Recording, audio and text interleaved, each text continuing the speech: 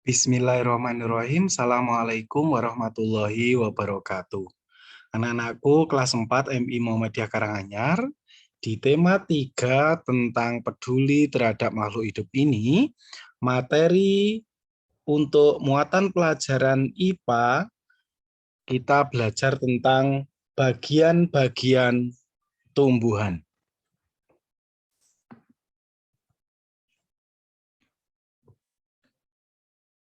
Setiap tumbuhan memiliki bagian-bagian dan fungsi-fungsi tertentu.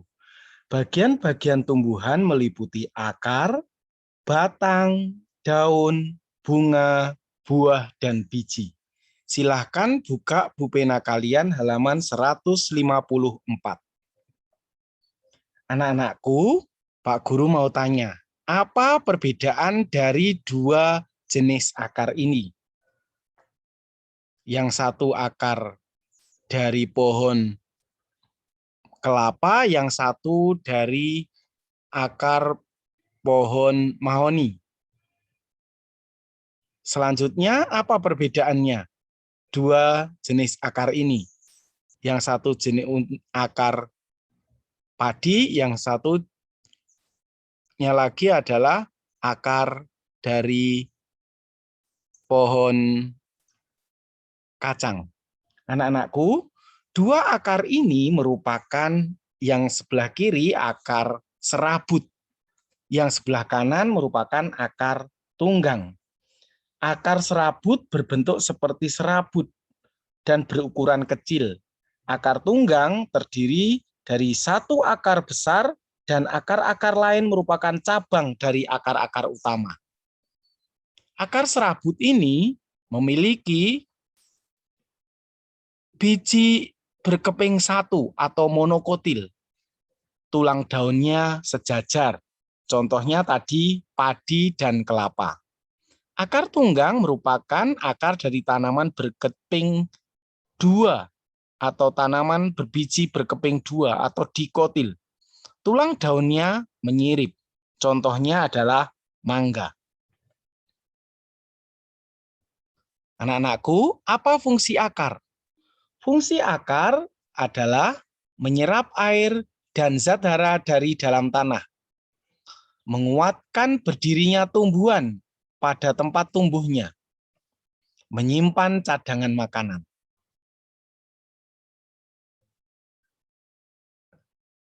Kalian tahu ini tanaman apa? Betul, ini adalah tanaman beringin.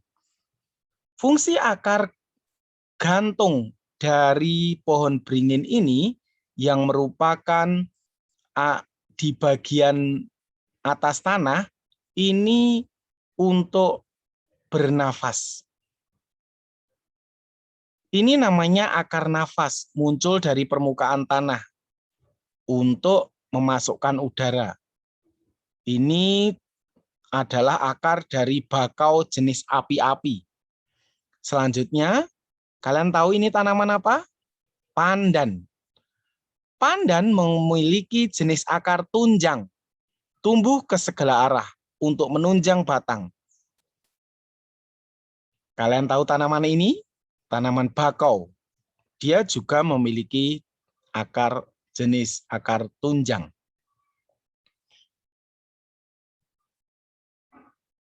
Selanjutnya anak-anakku, perhatikan batang tanaman apakah gambar berikut.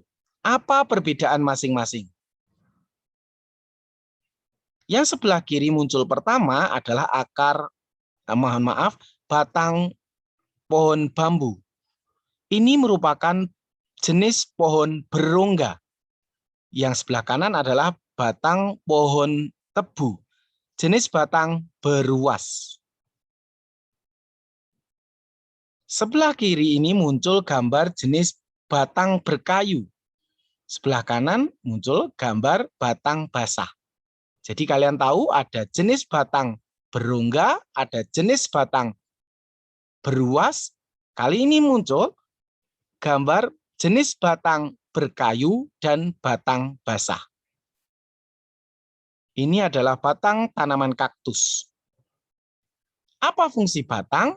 Fungsi batang adalah menyalurkan air, zat hara, dan zat makanan ke seluruh bagian tumbuhan.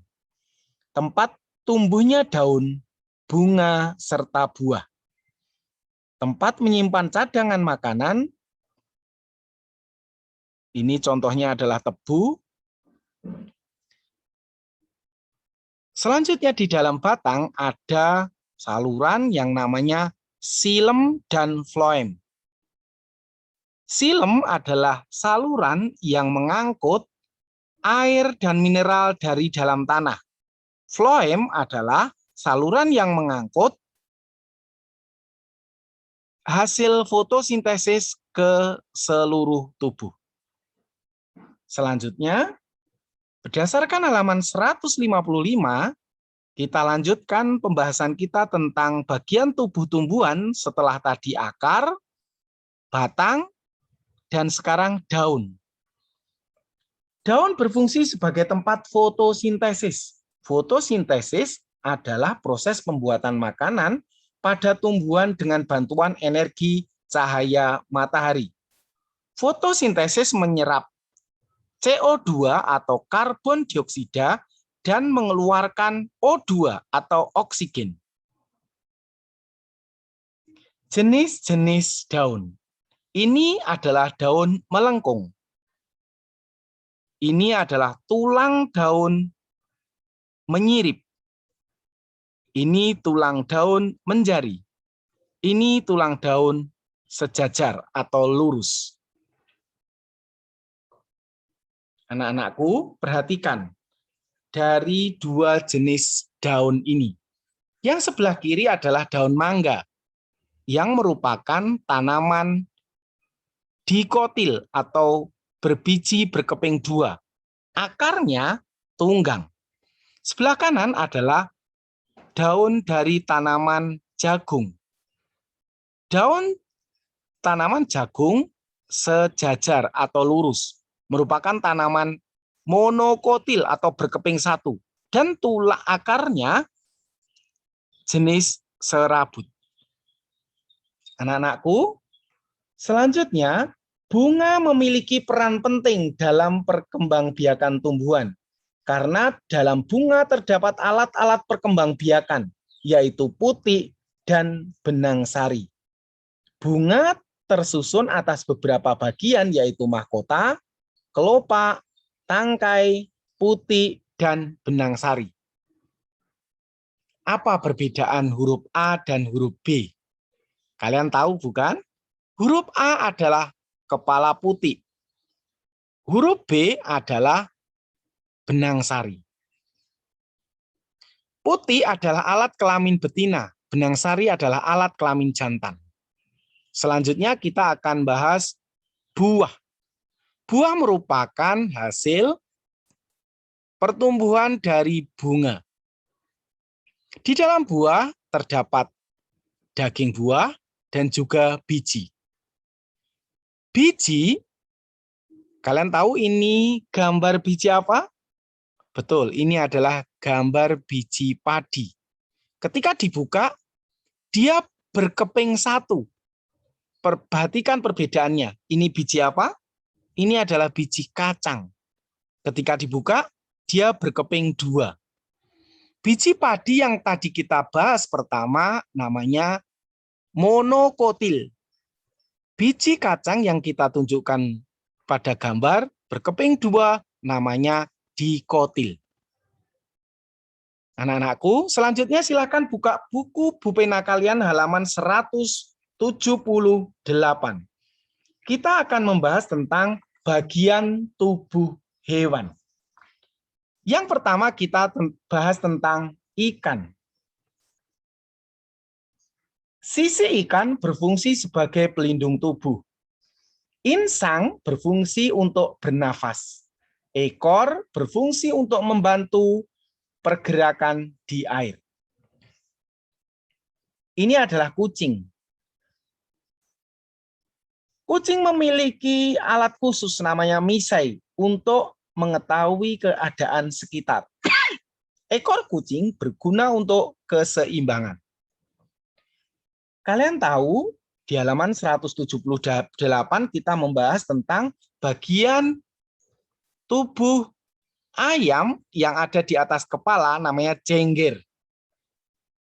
Bagian tubuh ayam yang berada di kaki sebagai senjata namanya jalu. Yang ini adalah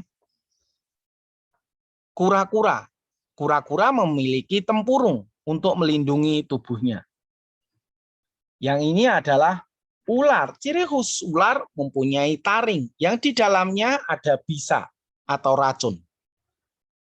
Anak-anakku, selanjutnya kita bahas di halaman 148. Di halaman 148, kita membahas tentang kerusakan lingkungan.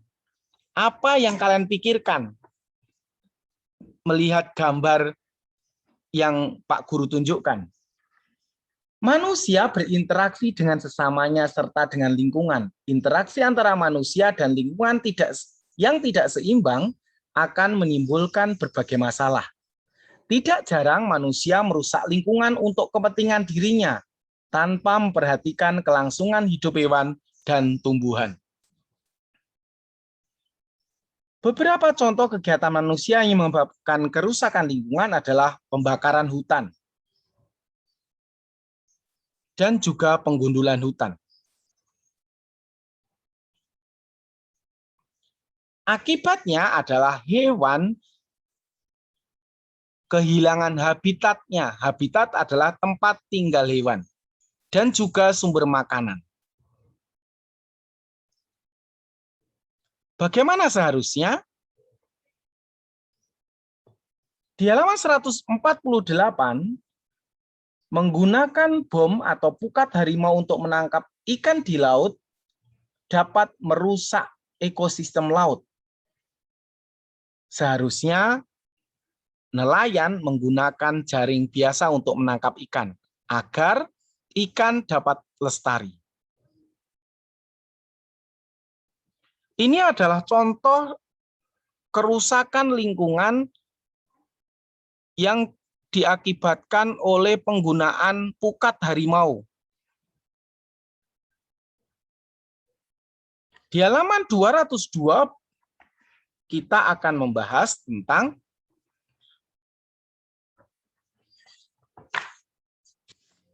pentingnya penghijauan sebagai upaya pelestarian sumber daya alam. Yang Pak Guru tunjukkan ini adalah tanaman obat keluarga. Ada jahe, kunyit, kencur, lidah buaya, sirih, kumis kucing. Yang pertama, temulawak. Temulawak ini dapat meningkatkan daya tahan tubuh. Yang kedua, daun sirih, mengobati batuk dan juga antiseptik. Yang ini daun seledri untuk menurunkan tekanan darah. Ini jeruk nipis, mengatasi suara serak, batuk. Yang ini adalah kunyit sebagai ramuan jamu untuk menghilangkan rasa gatal, pencegah kanker, menurunkan kadar lemak, dan juga kolesterol. Anak-anakku, demikian untuk pelajaran sains hari ini. Terima kasih atas perhatiannya. Silahkan untuk mengetahui sejauh mana kalian telah memahami pelajaran hari ini, kerjakan latihan soal. Assalamualaikum warahmatullahi wabarakatuh.